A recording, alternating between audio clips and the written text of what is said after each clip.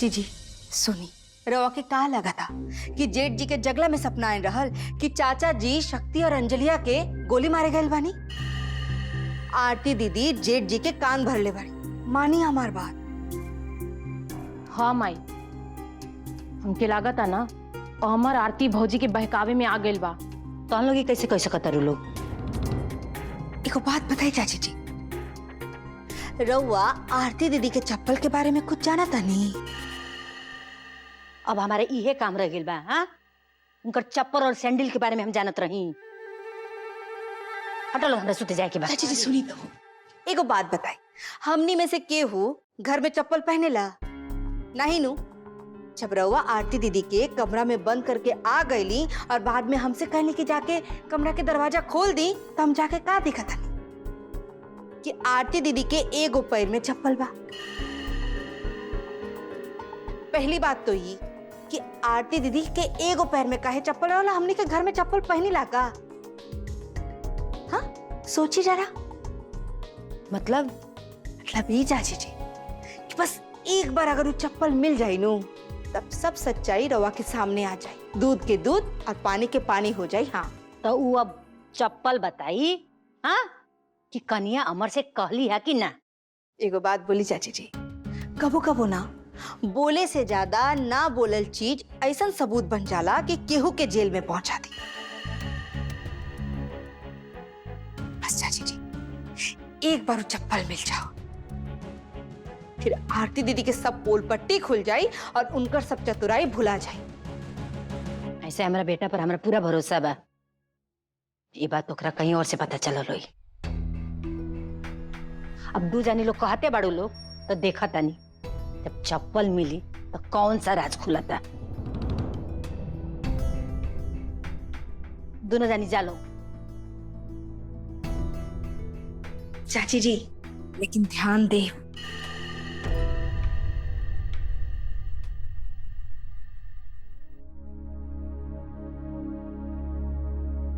कुछ पता चलल हा?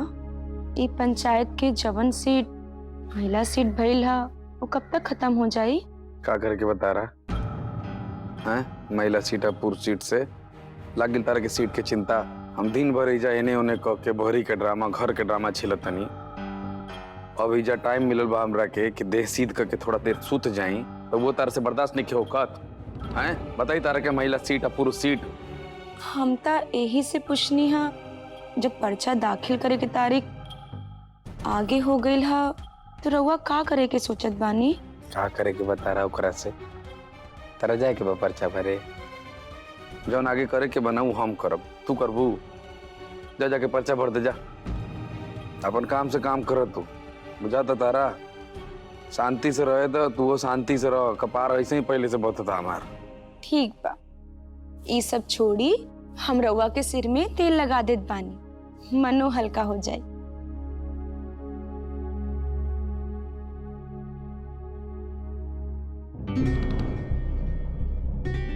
अरे अरे अरे ई का तू घरे को घूमत रू? सर्दी उर्दी लाग जाए, बीमार हो जाए तब?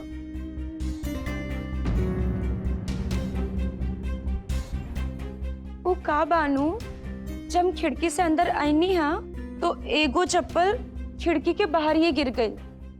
यही से एगो चप्पल पहननी हा, तो बाहर ही जाके चप्पल ले आई। ते में सबकर सूते के का इंतजार करत रू? हम जाके ले आओ तनी चप्पल। ना ना रउआ ना जाई, केहू देख ली तो शक हो जाई। वैसे भी रउआ हमरे खातिर अम्मा जी से झूठ बोलनी है, वहां के पता चली तब बहुते बुरा लागी। ठीक है कहता रू तू, हमार माइयो कमाले है। बात के कईजा से कईजा तक ले जाइए केहू के नहीं पता। पर तू परेशान काहे होता रू? हम सबका सामने थोड़े ना चप्पल ले जाई। चुपचाप जाता नहीं, हम खिड़की से कूद करके ले आई। टेंशन नहीं ला तू, बुझा गिल तारा। कनिया, ए कनिया, अरे दरवाजा खोलो हो। अम्मा जी के कहीं शक तो ना हो गई?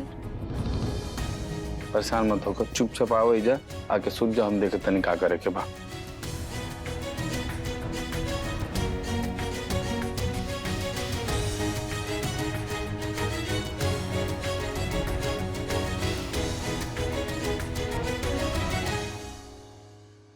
हाँ हाँ भाई आ जाओ। अरे भाई दूध पिला।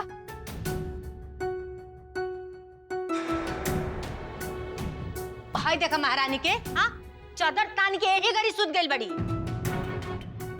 इहो ना कि लड़का फेंका दिन भर काम करके आवत तारे सा तनी साँझ के गिलास दूध दे दी। यो थक गेल रहे एक हते सुत गेल बिया माई है ना। अरे ऐसा कौन मर्द दिन भर काम उजिया होता रही जा एगो खाने तो बनावेली अतने में इनका हड्डी पसली टूट जाता। हाँ आके चूर हो गई बड़ी ऐसा तो ना कि लगले लागत तारा पीछे पीछे मकोड़ा मारी निकल गई रही है। हाँ अरे है का हो एगो चप्पल एक ही चप्पल दोसर का चप्पल कहाँ बा? हम चप्पल कीन के लाइल रही गोड़ में आटत ना रहे तो एगो अंदर चल गइल बा दूसर का भरी हो जा रखल बा माई। दूसर का कहाँ बा? अरे ते का करत हड़िस माई एक बार अरे देखे दो। हमार बात सुन सुनते तनी मतलब अमरेंद्र तिवारी के माई ऐसे ही गंगापुर पंचायत के प्रधान और चप्पल टुवतिया ढूंढतिया माई ये सब ठीक लागला का? ये सब निमन लागत तोरा? हमरा ठीक नहीं के लागत माई। हमरा पूरा भरोसा बा तारा पर तो कबो हमरा से झूठ ना बोलबा। हाँ माई अब क्रिया खा के बोली का कि हम तोरा से झूठ बोलब कि सच? लाओ हम दूध पी ले लेकिन तेई विश्वास रख कुछ हो जाए हम तोरा से झूठ ना बोलब। तो जो जाके आराम कर। ए फुआ ले जाए इनका के जगह सुतावा। हाँ चलो भौजी। जो ना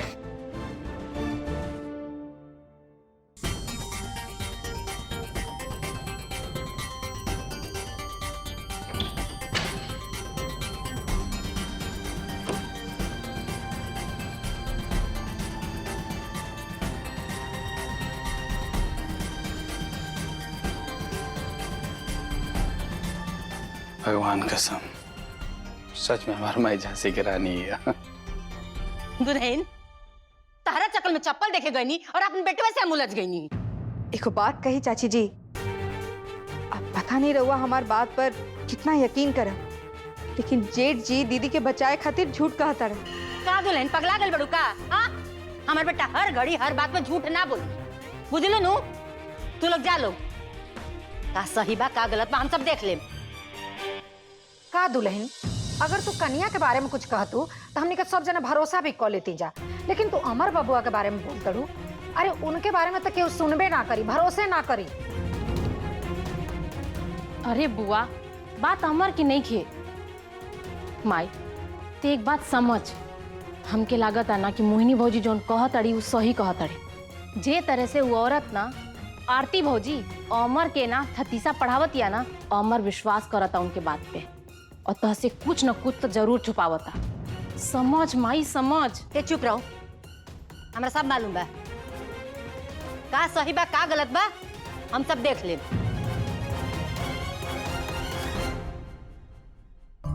अब बाबूजी तेल में लहसुन पका के मंगले है, शायद उनका पैर में दर्द बा तो लेके चल जो मालिश खरीद तोरे के बोली ले। जा ठीक बा।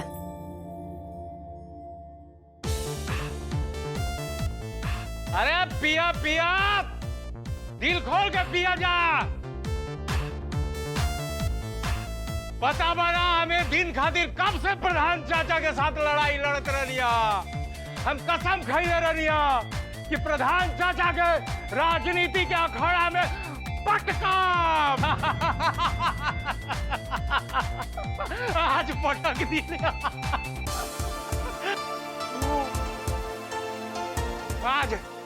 आज पहली बार हमार कलेजा ठंडा भइल बा, पहली बार। लेकिन भैया तोहरा के का लागत बा? प्रधान जी चुपचाप बैठी हैं। अरे उछल बो करियन तो ये बुढ़ौती में कितना उछलियन। पैर मुचुक जाई आ भूबुन पूरा जाई। पिया पिया पिया जा। अरे पिया जा जम के देसी विदेशी सब फैलल बा। पिया जा प्रधान चाचा के टाइम खत्म। अरे भाई अंजलि भाभी तो साक्षात लक्ष्मी बाड़ी हो। उनकर गोड़ पड़ते चुनाव के माहौल बदल गई। बस एक बार वो प्रधान बन जाए ओकरे बाद ना जम के काटल जाई। वो अमर तिवारी ओकरे त नाक में दम करे के बा। वो हमके चीटी और अपने आप के हाथी समझेला ना, ओके हम बताई कि एक चीटी हाथी के नाक में कैसे दम करेला। ए भाई हमरा के भुलाइए मत, पूरा आपके पूरा काम के ठेकेदारी हमसे के मिले के चाहिए। तू हमार जान हुए जान।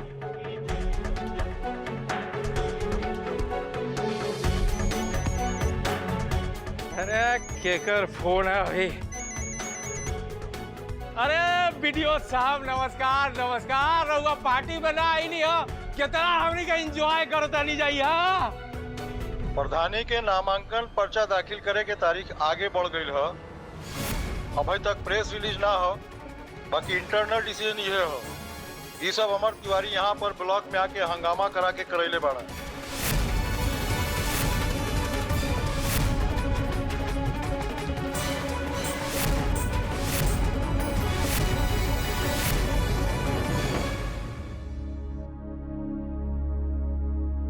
अरे छठ उठ के तैयारी हो गई? हाँ कि अभी हो तो इन लोग राजनीति में फसल बढ़ लोग। हाँ, हमने के गेहूं धो चुन ले बनी जा, सुखा के डाल देले बनी। पता ना ये लोग कतना सफल बा और कतना असफल। चुनाव नामांकन के तारीख तो लोग आगे बढ़वा दिया लोग, लेकिन महिला आरक्षित सीट रद्द होकर के हमरा कोनो आस नहीं के लागत। अभी ज्यादा लोग के पता नहीं थे, लेकिन काल अखबार में आई तो सबके पता चल जाई। हम ब्याहे से रुआ के देखत आवतनी, 35 साल से हम रुआ के जान दिल बनी। भगवान से कोनो चीज मांग लो, वो मिलो चाहे ना मिलो, बाकी रवा जौन चीज चाहिए देवी ने वो चीज जरूर मिलेला। और ऊपर से एक काम में रवा दिन रात एक कोई दिले बन, तो कैसे ना सफल हो खब, जरूर सफल हो खब।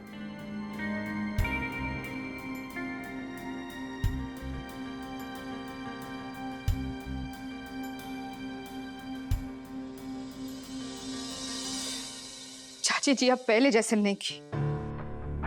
एक तो हम इनका के मदद करल चाहता नहीं, और ये बूढ़ा हमें के सिखाए में लगल बाड़ी।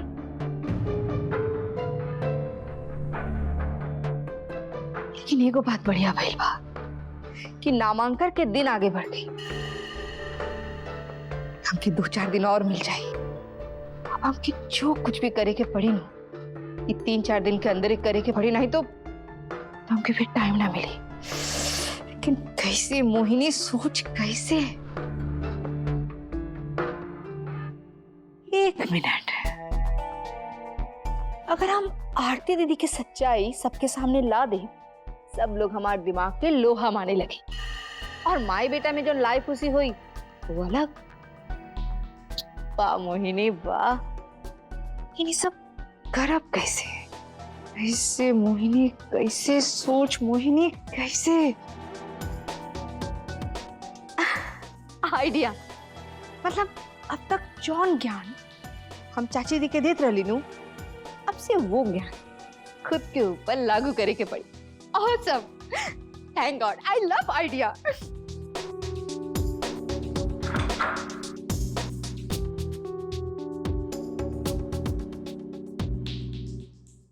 अरे रवा आ गईली, हम कब से राह तकत रही।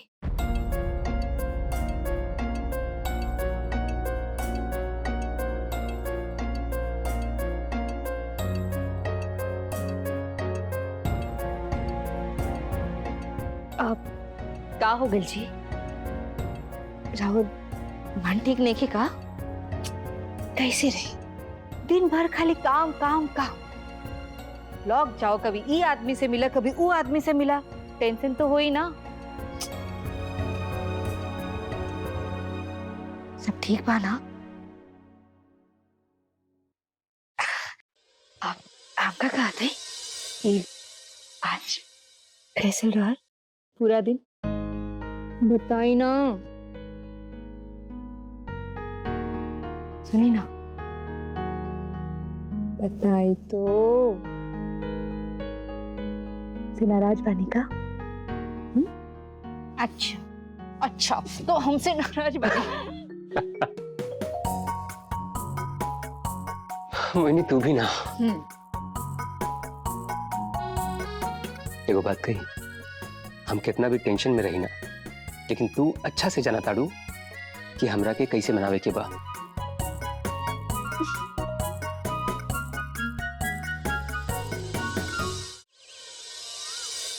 जब से शक्ति के मेहरारू के पर्चा भरे के खबर पंचायत में फैलल बा, तब से राउर चर्चा कम, ओकर चर्चा ज्यादा हो रहा बा। अब तो रउआ के अपन जनसंपर्क तेज कर देवे के चाहिए। अच्छा समय भी बा, छठ पूजा आ रहा बा, वहाँ तो जनता का रेलम रेला मिली। ऐसे समय में जनसंपर्क बहुत आसानी से हो जाए।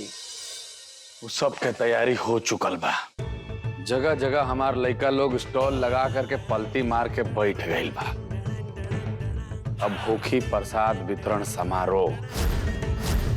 जो जो छठ के व्रत कैले बा उनका सबके प्रसादी बटाई, और जिनका पैसा के जरूरत बा उनका खातिर होखी पैसा वितरण समारोह।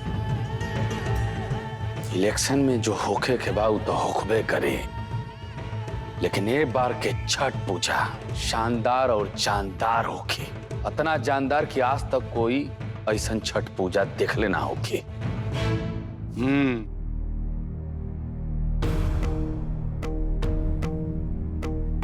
एक बात हमरो सुन ली मास्टर साहब, हाकिम तिवारी पैसा बांटी के नेता नहीं बनल, बल्कि जनसंपर्क करी करी के नेता बनल बड़े।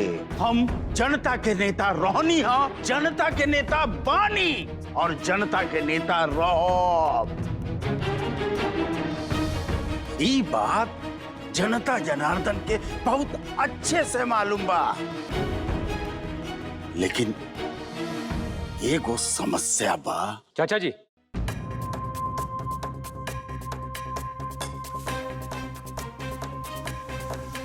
चाचा जी, अब जबन कुछ भी समस्या बानू तो कुल समस्या के हल जल्दी ही खोजे के पड़ी।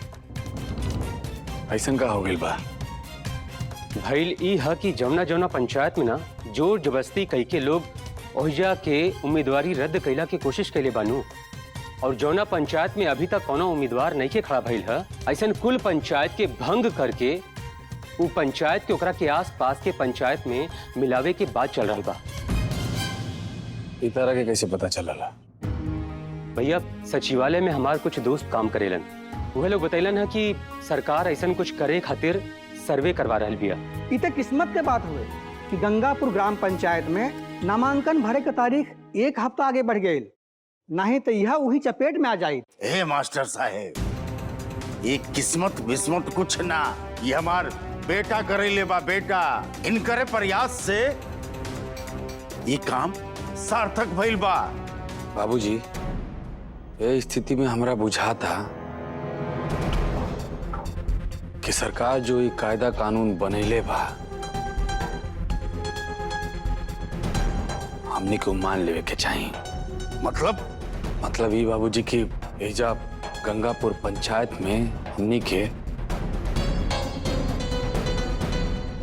महिला उम्मीदवार के एक शब्द भी एकरा आगे ना। हाकिम तिवारी के अब ये दिन आ गई कि औरत का ढाल बना करके राजनीति करिए।